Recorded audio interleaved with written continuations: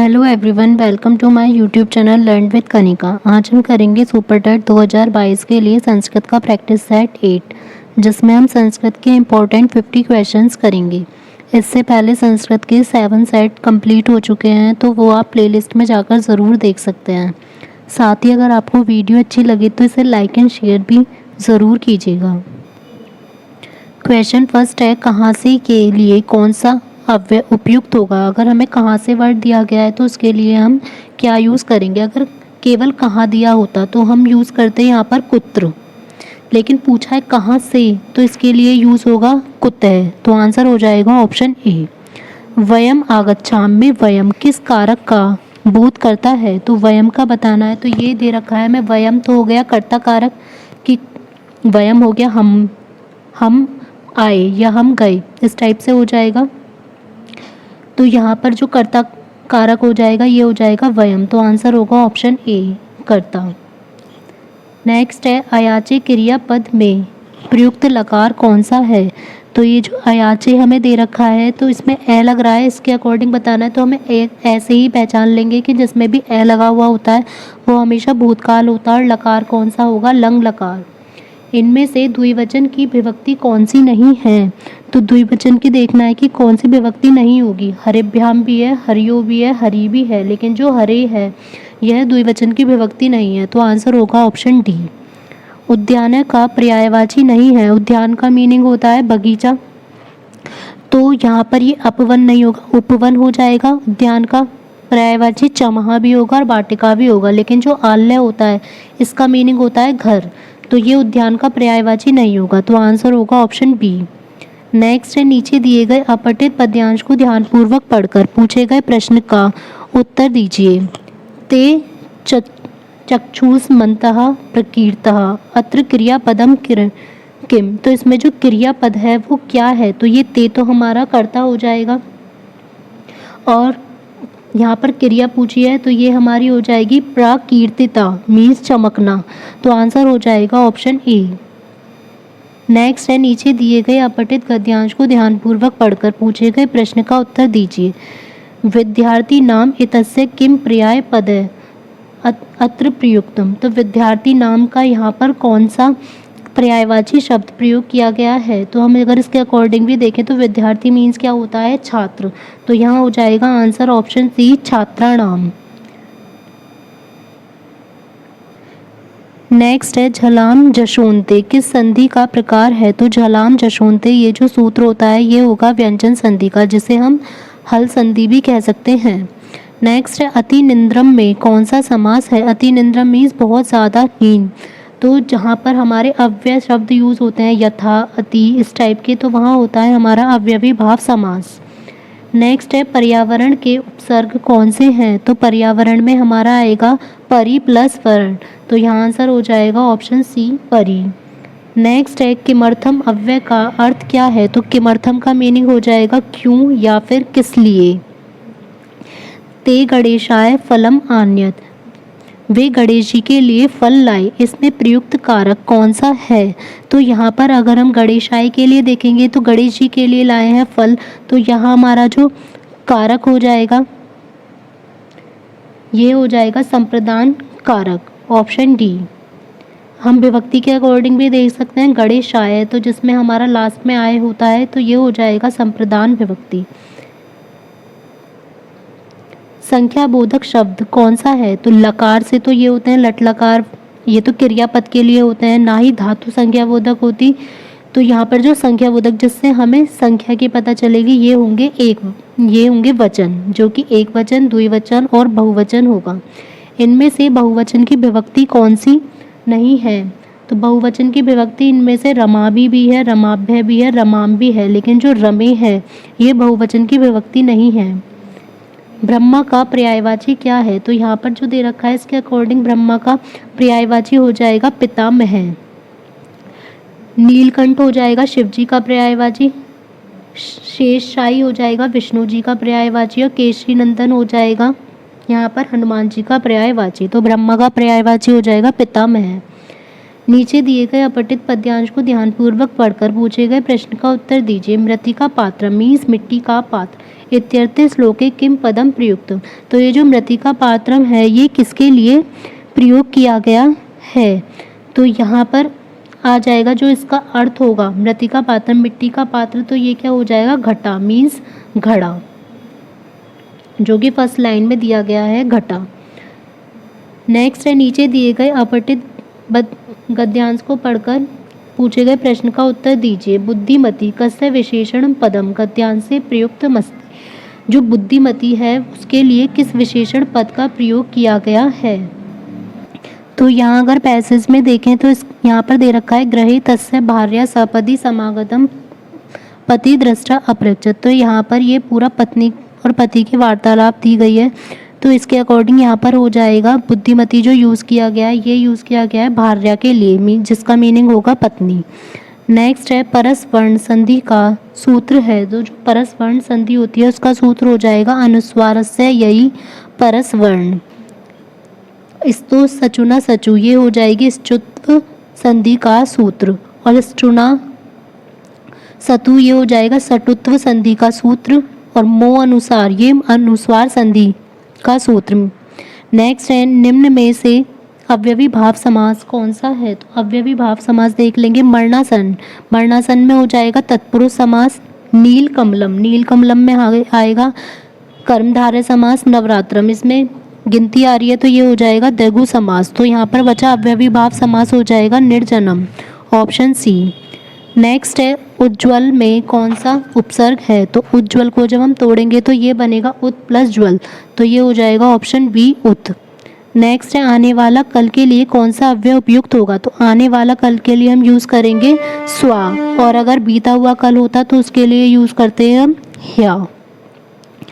Next है नृपा याचिकाएं धनम ददाती, कि जो नृप मीन्स राजा याचिका को धन देता है, तो यहाँ पर क्रिया क्या होगी? तो यहाँ ददाती है देता है, तो क्रिया हो जाएगी ददाती। और यहाँ पूछ लिया जाए कि कौन सा कारक है, तो ये हो जाएगा संप्रदान कारक। प्रथम पुरुष एक वचन का रूप कौन सा है? प्रथम पुरुष एक वचन का रूप ये लट लकार के रूप दे रखे हैं, तो ये हो जाएगा गच्छति। नेक्स्ट है इनमें से एक वचन की विभक्ति कौन सी है? एक वचन की विभक्ति यहाँ पर देखेंगे तो ये हो जाएगा पत्तियों, और जो पतिशु है ये है बहुवचन की विभक्ति। नेक्स्ट है अनुचरा का पर्यायवाची क्या है? अनुचर का मीन्स जो चलता रहे, तो उसका पर्यायवाची हो जाएगा परिचारकः। अनिल हो जाएगा हवा का पर्यायवाची, और सोम हो जाएगा अमृत का, और भास्कर हो जाएगा सूर्य का। तो यहाँ पर आंसर हो जाएगा ऑप्शन ए। नेक्स्ट है नीचे दिए गए अपठित पद्यांश को ध्यानपूर्वक पढ़कर पूछे गए प्रश्न का उत्तर दीजिए। रोदनम इत्यर्थ अत्र किम पदम प्रयुक्त। तो रोदनम की जगह यहाँ पर कौन सा पद प्रयोग किया गया है? रोदनम के अर्थ में, रोदनम मतलब किसी चीज़ को तोड़ना, तो यहाँ हो जाएगा क्रंदनम, ऑप्शन सी। नेक्स्ट है नीचे दिए गए अपठित गद्यांश को ध्यानपूर्वक पढ़कर पूछे गए प्रश्न का उत्तर दीजिए। अधुना इतस्य किम पर्याय पदम अत्र प्रयुक्तम। अधुना मीन्स जो आजकल चल रहा हो उसके लिए यहाँ पर कौन सा पर्यायवाची पद प्रयोग किया गया है? तो अधुना आज के लिए यहाँ पर प्रयोग किया गया है सांप्रतम, ऑप्शन बी। नेक्स्ट है रत्नाकर में संधि है, तो रत्नाकर में कौन सी संधि आएगी? रत्न प्लस आकर, तो यहाँ हो जाएगी दीर्घ स्वर संधि।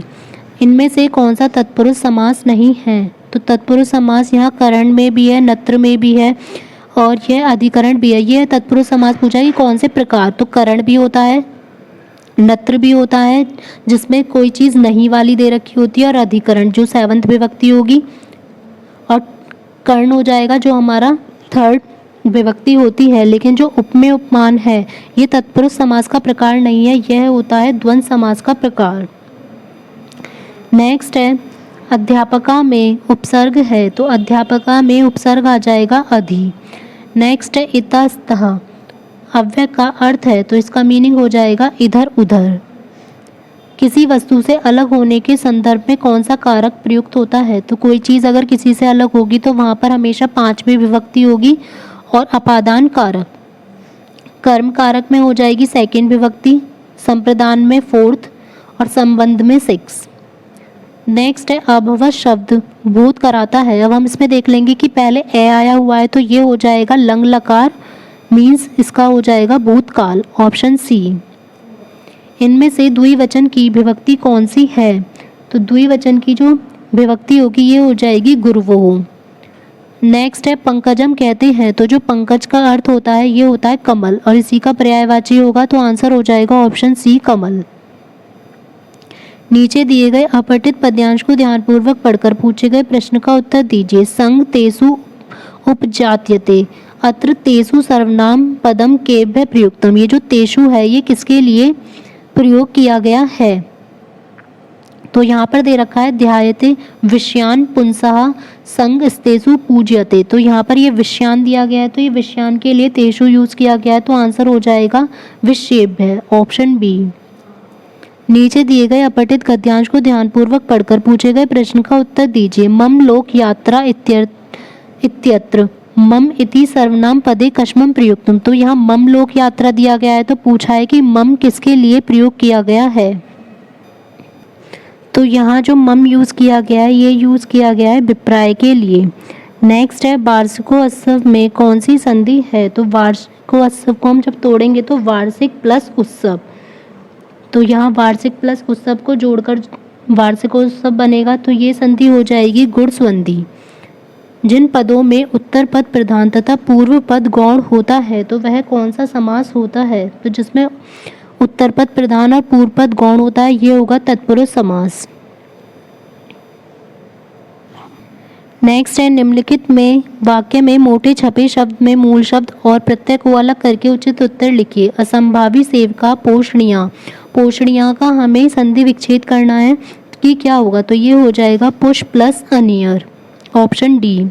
इस समय के लिए कौन सा अव्यय उपयुक्त होगा? तो इस समय की जो संस्कृत होगी ये होगी इदानीम, और कुत्र का मीनिंग होगा कहाँ, और पुरा का हो जाएगा कोई चीज़ पुरानी। क्रिया की सिद्धि में सहायक कारक कौन सा है? तो क्रिया की जो सिद्धि में सहायक कारक होगा वो होगा हमेशा करण कारक। जयामी शब्द है तो ये जयामी लट लकार के रूप दे रखा है, बताना है कि कौन सा पुरुष और कौन सा वचन होगा। तो जयामी होगा उत्तम पुरुष एक वचन। संस्कृत भाषा में सर्वनामों की संख्या कितनी है? तो संस्कृत भाषा में जो टोटल सर्वनाम होंगे ये होंगे 35। गजा का पर्यायवाची नहीं है, तो गजा का मीनिंग होता है हाथी, तो हस्ती भी हो जाएगा, द्वीप भी और करी भी, लेकिन जो मदन है वह गजय का पर्यायवाची नहीं है। नेक्स्ट है नीचे दिए गए अपठित पद्यांश को ध्यानपूर्वक पढ़कर पूछे गए प्रश्न का उत्तर दीजिए। नी सार लघु इति पदस्य अर्थ अस्ति, तो नी सार लघु का जो अर्थ है वो क्या होगा? तो ये हो जाएगा सारहीन, जिसका कोई सार ही ना हो। नीचे दिए गए अपठित गद्यांश को ध्यानपूर्वक पढ़कर पूछे गए प्रश्न का उत्तर दीजिए। अन्ते इति पदस्य किम विलोम पदम अनुच्छेदे प्रयुक्तम, तो जो अन्ते का विलोम शब्द का क्या प्रयुक्त किया गया है? तो अंत का अगर हम हिंदी में देखें तो विलोम शब्द होता है अंत का आदि, तो यहाँ पर संस्कृत में हो जाएगा इसका आदो। नेक्स्ट है भावैक्य में संधि है, तो जब इसको तोड़ेंगे तो ये होगा भाव प्लस ऐक्य, तो यहाँ पर ये हो जाएगी वृद्धि हुई है क्योंकि ए का अय बना है तो वृद्धि स्वर संधि। युद्ध क्षेत्र में किस प्रकार का तत्पुरुष समास है? तो युद्ध के लिए छेद या युद्ध का छेद, तो ये हो जाएगा संप्रदान तत्पुरुष। निम्नलिखित वाक्य में मोटे छपे शब्द में मूल शब्द और प्रत्यय को अलग करके उचित उत्तर लिखिए। कर्णियम, कर्णियम को जब हम अलग अलग करेंगे मूल शब्द और प्रत्यय को तो ये हो जाएगा क्रा प्लस अनियर, ऑप्शन ए। अगर आपको क्लास अच्छी लगी हो तो वीडियो को लाइक एंड शेयर ज़रूर करें, और साथ ही चैनल पर अगर नए हैं तो चैनल को सब्सक्राइब करना ना भूलें। साथ ही आप बेल आइकन प्रेस कर सकते हैं ताकि आपको वीडियो का नोटिफिकेशन अपलोड होते ही मिल जाए। और कमेंट बॉक्स में ज़रूर शेयर करें कि आपको क्लास कैसी लगी और आपका स्कोर कैसा रहा। Thank you.